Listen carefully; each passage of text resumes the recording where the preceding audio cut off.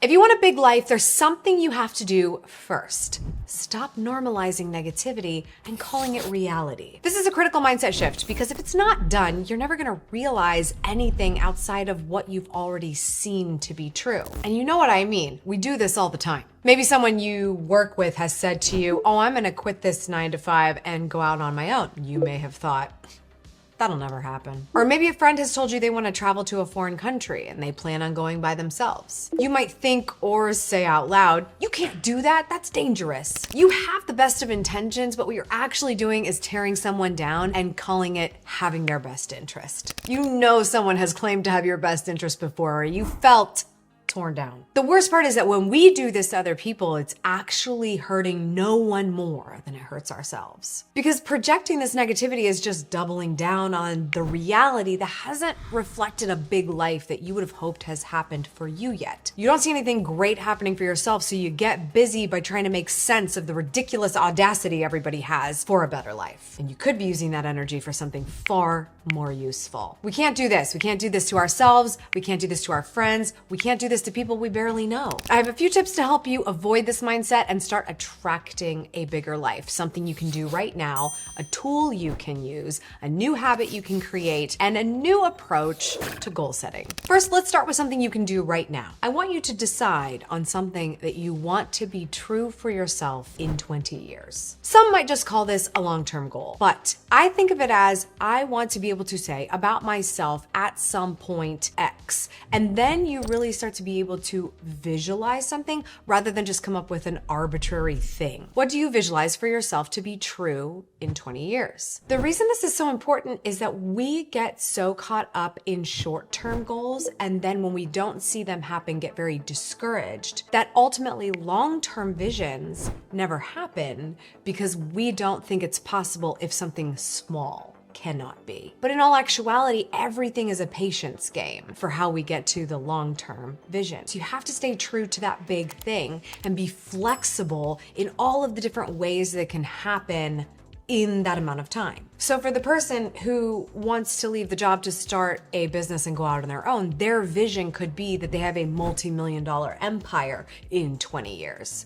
Well, going out on their own is a first step. Starting their own operation, the next step. And to the person who wants to become a world traveler and visit 100 countries, then yeah, they're probably gonna have to get started by visiting that first one and not waiting for someone else to go along with them. So think about the fact that what little things people want to do, the little things that you want to do, they're contributing to a larger vision, but we have to know what that vision is. So something you can have right now is knowing what you want to be true about yourself 20 years down the line, because it's going to start to make things a lot more clear of what you say yes and what you say no to and what you're excited about doing in your day-to-day. Where do you make trade-offs? Where do you say that's not a fit and this is? Knowing where you're headed, no matter how long it's going to take. That's something you can do right now, and I recommend you do it right now, because without a vision, a destination, you could do anything at any time for any reason. And I think we're all here to have a much more intentional life than that. Now let's move on to a tool you can use. I don't want you to get bogged down in the how. It's going to crush you. I know there's so many tools we have available to us that make things tangible and more possible, but I think the most important one when you are so unclear of what to do exactly next is something that connects you with people. So I want to introduce you to a brilliant way to do that. Start to connect with others and provide value for them. And that's the sponsor of this segment of the video, which is our friends at ActiveCampaign. ActiveCampaign is a must-have platform for intelligent email and marketing automation. We hear a lot about marketing when we talk about business, but it's basically another way of saying bringing awareness to what it is that you do to provide value. So while companies get so much out of having a really effective marketing automation campaign, so can an individual who is trying to connect with other people who could potentially be connecting them to their largest goals. ActiveCampaign helps people get started right away with AI-powered automations that suggest, personalize, and validate their marketing campaigns. So when you're making connections with people, you don't have to take every single step manually yourself to build the relationship with them. That's what ActiveCampaign can do for you. Let me show you what I would do if I was just getting started with ActiveCampaign and using their AI-powered automations to build relationships with other people. So the first place I'm headed in ActiveCampaign is automations. What automations allows you to do is get people introduced to you automatically through your email marketing campaigns so that they will get to know your brand, grow trust with you, and potentially help you build whatever it is your vision is. Here in automations, it just helps you with direction so much. You can look at all the things they can do. Send targeted and effective campaigns, grow my list and generate more leads, convert my current leads to customers, automate my internal processes, nurture my contacts for action. I really like that one because that's along the lines of what we're talking about here. Try out these automations. So we've got this one here, engage new contacts through personalized email series. You've got an engagement campaign for a marketing team, engage potential customers. Like I said, this first one is a great place to start. I love this so much. For those of us who are trying to get really techie but aren't, it's annoying. But this is a visual representation of the journey someone's gonna go on when they become a part of your community. Now, obviously, these are arbitrary and generic because this is where you get to step in and customize the experience. As soon as they subscribe, how can you get them that information? Well, it's with this first automation.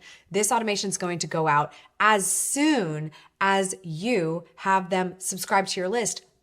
No heavy lifting for you. It's done and done. So we're going to edit this email and we want it to be a lot more personable. Now, that's how I would start my emails off. And then I'm going to go into this section and start writing a little bit about what I want someone to know now that they're here, especially if I made them a promise on the page where they signed up. I'm going to make sure that they know they're going to be made good on that promise, whether it's a free gift or something like that. Of course, we might want to update our image here. So we want to go to change image. So obviously, if you don't have the photography, but you want to set a vibe, you can do that here thanks to AI in ActiveCampaign. And did we do that or did we do that? This not only saves you time, this leaves a huge impact on people. You'll suddenly get a reply to an email that you didn't even know went out because it's all based on when they subscribed. And someone saying, thank you so much. This was so valuable. I love ActiveCampaign for making this happen because AI helps you with everything from building landing pages, having forms created, the automation, making your newsletters and emails just look beautiful. It's all here.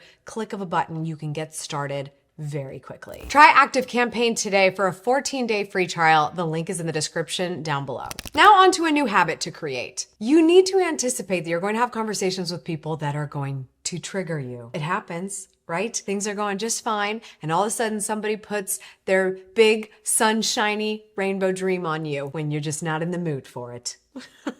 And you catch yourself going into the habit of, that's never going to happen. Oh my gosh, what are they thinking? Telling everyone you know of their big, audacious thought process, dreams, and goals. Like, how could they possibly? We're going to create a new habit, and that is for you to come up with your canned response. Yes, kind of like in an email, a canned response, because you know you're not your best self all the time, but you've pre-written an email for certain types of responses that happen a lot. In this case, you're going to say this canned response probably to someone's face, and you need to be ready with it. So we're going to practice. I came up with one that I really like. Pretend like your coworker just told you that they are thinking about quitting their job to start their own business. You're going to say, that sounds amazing. I hope you do that. Now, don't sound condescending because if you don't like this coworker, it probably won't reflect well. But I want you to mean it. That sounds amazing. I hope you do that. Imagine the opposite happened. You told this person what you wanted to do, and they said, that sounds amazing. I hope you do that. Did I just get a cheerleader? Oh my God. Gosh, the stakes are higher when someone says, I hope you do that. It's like suddenly there's like a little bit of accountability, but also that somebody actually really wants something good for you. Why can't you be that for someone else? Because what's actually happening is the more you say stuff like, that sounds amazing, I hope you do that. What if you said that to yourself when you're reviewing your 20-year vision that you already came up with? That sounds amazing. I hope you do that. These are the canned responses we need because we've already generated a whole list of them that is not helping. That's ridiculous. That sounds hard. That's impossible. No, you're not. These are the things we're saying to other people and honestly projecting it from the fact that we're saying it to ourselves. We write down these goals. I want 1 million YouTube subscribers. I want a big business. I want to travel the world.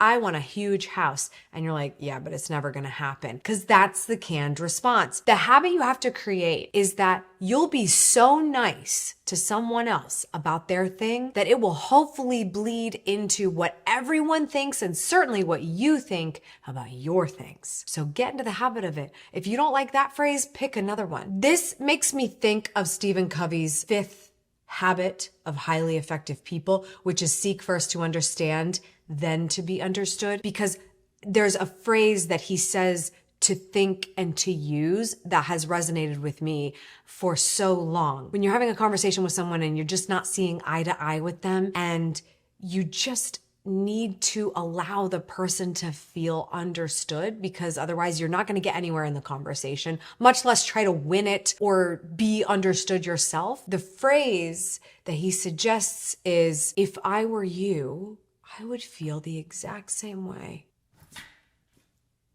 That's true. Like, even if right now you're like, I don't know what the heck they're talking about, and that's weird, and I would never want that, and I don't feel that way, and I have completely different juxtaposition. It's just like not even a thing. But if you were them, you would feel that way because they just told you so. So that's what makes me think like this. That sounds amazing. I hope you do that, because you're basically saying that if I were in that position, I would want the same thing too. And I hope you go and get what you want. And that's all we all want. We all just want to be understood. We certainly want to be understood when we feel so presumptuous, but to share the things that are important to us that we hope happen at some point. So get your canned responses ready. That's a good one, by the way. If I were you, I would feel the exact same way. Because you would be them. I mean, it's like the most makes sense phrase I think I have ever heard. If you have not read that book, read that book. It's a life-changing book. But get into the habit of having a more positive response. That doesn't mean that you have to hold anyone accountable or hold yourself accountable. It just means you're cheering for someone no matter what they want their life to look like, because they only get one too. And that brings me to my final tip, which is a new approach to your goals. Now, I've talked about this before a little bit, but I like to frame goals as something that is possible because you can do it. So something tangible that if you complete it, you are completing the goal. So, for instance, if your goal is that you want to visit 100 countries in your lifetime, cool. But that's sort of like, yes, that is tangible. Like you just go and you visit them and it's done. But it's really, really big, right? What is something that you can do that would contribute to that vision? This is why we have that vision, so we can figure out what the tangibles are. So if the very first step is to get your passport, that's a goal. Get your passport. That's 100% within your control. And that is what I like about goals. And the new approach I really want you to see in this one is that what's really happening is you have all these goals that contribute to the larger vision. So they're annual, they're quarterly. If you do the 12-week goal thing, like I really like, that's another example of it. These are stair steps toward the vision. But what's actually happening is when you take these stair steps, you're getting momentum. And the momentum is coming from who you're becoming. And in order for you to becoming this person, there has to be a standard in place. These mini goals, these annual goals, these stair steps are opportunities to set new standards. So the new approach I want you to think of is when you see that vision, what is a standard that would have to be in place in order for that person to have that happen, for that to be true for them? What's the standard? Because the standard is probably going to illustrate something you need to do consistently. And so rather than coming up with arbitrary annual goals or quarterly goals or weekly goals or whatever, you can now break this down so much more easily into something that would need to become true about you today so that a larger truth can become true about you in 20 years. So how you approach the standards for who you're becoming is what will give you the instruction manual for achieving your vision in the future. And the best part is the manual's going to change Life's going to change. Things are going to evolve. There's going to be a fork in the road, and suddenly something you thought you wanted is going to be a little bit different. And you're just going to have this happen. And with that clear vision, you can be able to say, okay, I can work with this pivot. I can see why this is the case. The world is changing. Money is changing. Technology is changing. Everything is changing. So you can pivot and not be thrown off enormously and thinking, oh, it's just impossible, because you keep the vision at hand. And the vision is never, that's never going to happen, or like, I can't believe you think that, or whatever those negative canned responses have been, because you know you can point back to your current short-term goals and how they contribute to the standards of a person that you're working toward. So first, you're going to decide what you want to be true for you in 20 years. Then you're going to get the right tools on your side, like ActiveCampaign, to connect and provide value for people. You're going to prepare your canned responses, not just digitally, but in person, for those moments when you know cheering for someone else is actually a great reflection of how well you can cheer for your own self. And you're going to choose the actionable goals that indicate the standard you're setting